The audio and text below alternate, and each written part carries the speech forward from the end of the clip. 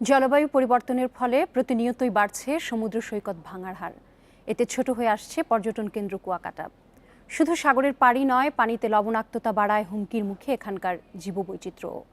বিশেষজ্ঞদের আশঙ্কা, আগামী 1 দশক এভাবে ভাঙন চলতে থাকলে মূল সৈকত সহ বিলীন হয়ে যাবে কুয়াকাটার পর্যটন কেন্দ্র, পরিণত হবে বেলাভূমিতে। কুয়াকাটা থেকে ফিরে রিপোর্ট করছেন নাফিজা দোলা, ছবি তুলেছেন মমিনুর রহমান মোমেন।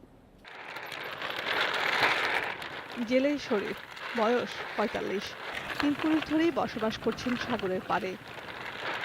শৈশবের সে বিস্তীর্ণ কুয়াকাটার পাড় ক্রমেই কিভাবে ছোট হয়ে আসছে তার গল্প শোনাতে গিয়ে জানান, ২০০ একর সমুদ্র সৈকতের মধ্যে বর্তমানে টিকে আছে মাত্র ৪৫ একর। ভাঙতে ভাঙতে কাছে আই গেছে। তারপর ও জায়গায় বেরি বেঁধছিল, বেরি বেঁধে বাইরে বালির দুম ছিল, ওগুলো সব ভাঙে নদীতে চলে গেছে। সমুদ্রের বুকে রোজই মাছ ধরতে আসেন সত্তার খলিফা। জলবায়ু পরিবর্তন কি তা বুঝেন না তিনি, তবে ঠিকই ধরতে পারছেন একটু একটু করে তার চিরচেনা সমুদ্রের চেহারা পরিবর্তন হচ্ছে। লাগছে আর ওই ঘন্টা আটকে যাই, এইবার নদীর কিনারে যাওয়া লাগছে। আর এখন তো নদীর কিনারে ওই আমরা মাছ ধরি। সমুদ্রের ভাঙন থেকে রক্ষার জন্য প্রায় ব্লক ফেলে সংস্কার করা হচ্ছে খাজুরা বেড়িবাঁধের। তবে বিশেষজ্ঞরা বলছেন এতে করে সৈকতের স্থায়িত্ব দীর্ঘদিন ধরে রাখা সম্ভব নয়।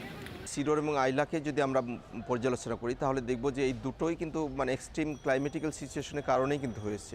কাজে এই ধরনের যদি এক্সট্রিম অবস্থা তৈরি হতে থাকে তাহলে আগামী 1 দশকের মধ্যে এই কুয়াকাটা সমুদ্র সৈকতটা কিন্তু সত্যিকার অর্থে পর্যটকদের কেন্দ্রস্থল না হয়ে এটা একটা বিরান একটা বেলাভূমিতে পরিণত হবে। জরুরি ভিত্তিতে সরকারের নেওয়া মহাপরিকল্পনা বাস্তবায়নের তাগিদ দিলেন তারা।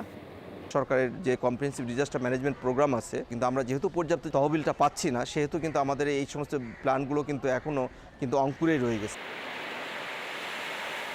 পশ্চিমা বিশ্বের কারণে জলবায়ু পরিবর্তনে যে বিরূপ প্রভাব পড়ছে তার আঘাত আসছে বাংলাদেশেও। কুয়াকাটা সমুদ্র সৈকতের এই ভাঙন তারই প্রমাণ বহন করছে। বিশেষজ্ঞদের মতে কুয়াকাটাকে বাঁচাতে হলে এখনই পদক্ষেপ নিতে হবে, আর তার জন্য এগিয়ে আসতে হবে দায়ী দেশগুলোকেই। Nafiza Daula, independent news, Kuakata, Patuakhali.